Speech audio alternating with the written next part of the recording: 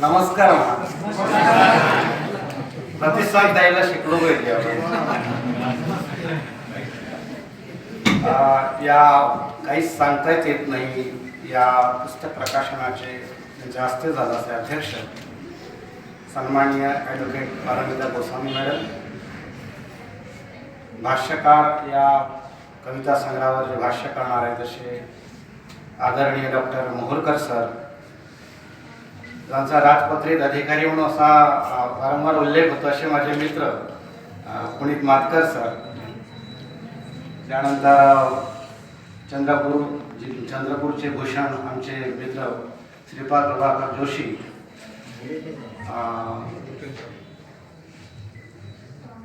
लोकयात्रा फाउंडेशनचे अर्धमयूर सन्माननीय श्रीकांत साव, सूत्रसंचालन करणारे युवा कवी अविनाश उईनकर आणि माझ्या पुढे सगळी साहित्यिकाची मांदियाळी बसली आहे.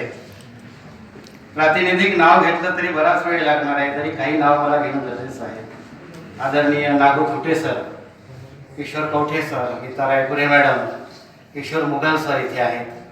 काही कवी मरत चालले मधातले असे कार आमचे इरफान शेख आहेत, चित्रकार सर आहेत आमचे, स्वप्नील आहेत, शुभम आहेत, अनेक लोक आहेत. काही दिसत नाही मला इथून फार करून.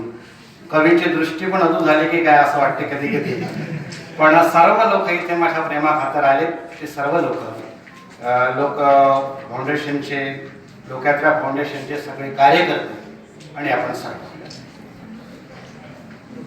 मित्रांनो, हा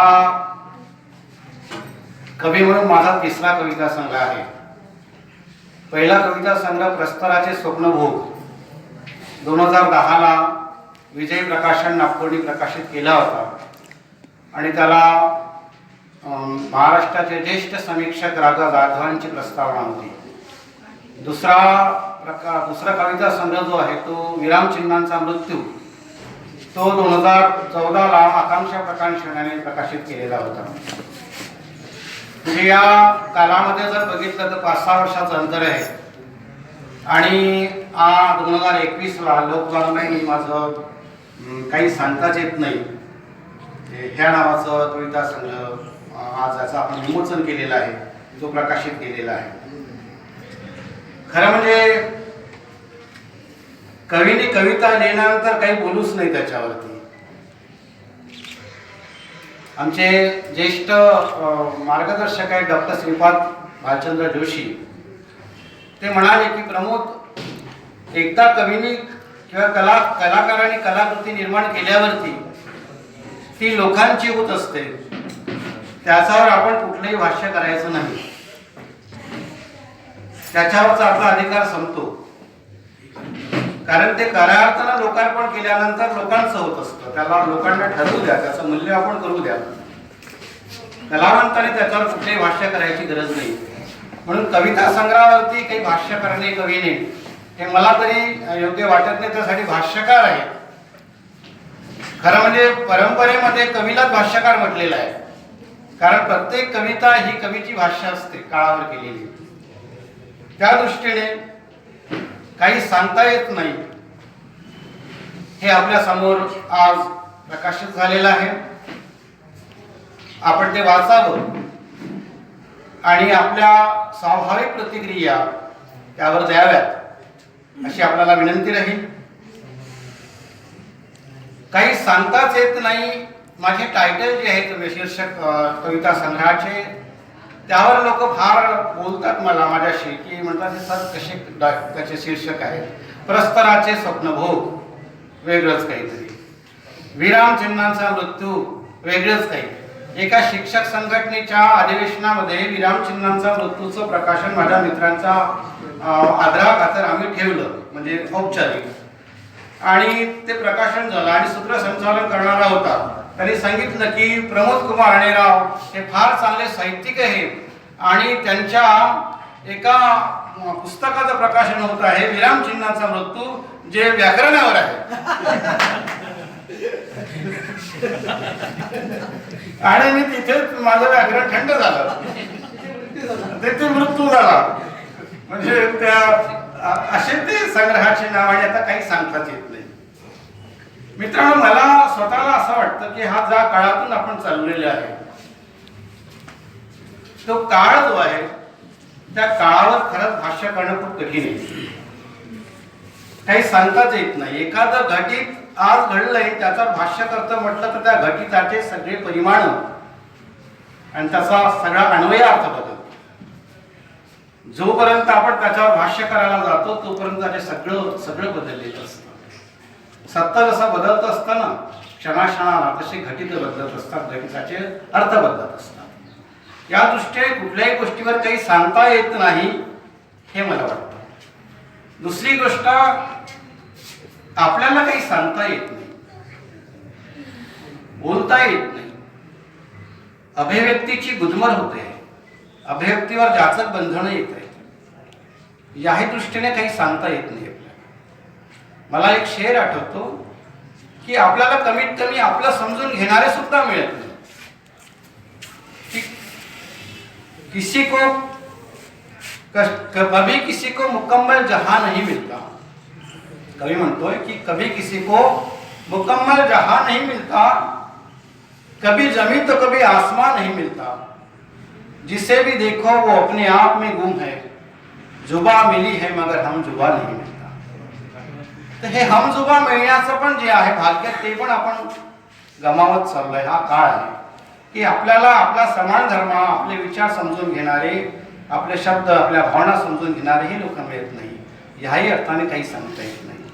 वेगवेगळ्या प्रेमानं त्याच्यामध्ये आहेत, काही सांगता येत नाही. काही सांगता येत नाही म्हणजेच त्यात खूप काही सांगितलेलं आहे. मला असं वाटतं आपण ते वाचावं. मित्रांनो, ज्या काळातून आपण चालतो तो काळ क्षणाक्षणाला बदलतो आहे हे आपल्या सगळ्यांना माहीत आहे. आणि ज्या काळाची आपण स्वप्न पाहिली होती, APJ अब्दुल कलाम साहेबांनी म्हणालं होतं की 2020 जे आहे यामध्ये 2020 काळामध्ये वर्षामध्ये म्हणजे 2020ला भारत हा महाशक्ती होईल. भाष्य केलं होतं, एक अंदाज केला होता. पण 2020 आलं आणि 21 पण आलं. 21व्या शतकाचा 3ऱ्या दशकामध्ये आपण प्रवेश केला. पण भारत हा महाशक्ती होण्याचे चिन्ह मला काही दिसत नाही. उलट इथला युवक संभ्रमित दिसतो, फ्रस्ट्रेट दिसतो, वेगवेगळ्या कारणाने ग्रस्त दिसतो. आणि असं सांगितलं की मानसिक आजार भारतीय लोकांना फार मोठ्या प्रमाणामध्ये होत आहेत. याही दृष्टीने आपण या सगळ्या गोष्टीकडे बघितलं पाहिजे. स्वातंत्र्य जेव्हा झालं, स्वातंत्र्यापासून जी आपण काही स्वप्न बघितलेली होती ती स्वप्न पण आपल्याला निराशेमध्ये परिवर्तित झाली. स्वातंत्र्याला 75 वर्ष झाले, त्याच्यापेक्षा जास्त झाली. म्हणजे 75वी लागली म्हणजे म्हातारं झालं असं म्हणतात. म्हणजे आपलं स्वातंत्र्य परिपक्व होऊन म्हातारपणाकडे चालले. घ्या लवकर खुर्च्या. शिक्षण क्षेत्रात असल्यामुळे मला अशी चुळबुळ आवडत नाही. म्हणजे शिक्षकाने बोलावं आणि बाकी त्यांनी चुळबुळ करावी. तर हॅलो, तर जे स्वातंत्र्य आपल्याला मिळालं त्या स्वातंत्र्यापासून आपण खूप अपेक्षा केली होती. पण स्वातंत्र्यापासून आपल्याला निराशा झाली आणि ती निराशा अनेक कवींनी त्यावेळेस बोलून दाखवली होती. त्यातला एक कवी असा त्यावेळेस म्हणतो की कभी कुछ तो दुनिया की नायात ने दिल तोड़ दिया, कुछ तो दुनिया की नायात ने दिल तोड़ दिया और कुछ तलखी हालात ने दिल तोड़ दिया. कुछ तो दुनिया के इनायात ने दिल तोड़ दिया और कुछ तलखे हालात ने दिल तोड़ दिया. हम तो समझे थे कि बरसात ने बरसेगी शराब, आई बरसात तो बरसात ने दिल तोड़ दिया. ज्या काळातून आपण चाललोय 2021, APJ अब्दुल कलामांचे स्वप्न महासत्ता होण्याचे, ते कितपत आपण पुरे करू शकू मला काळजी वाटते. आणि माझा पुढे बसलाय सगळा युवा भारत, ज्यांना या भारताचे खऱ्या अर्थाने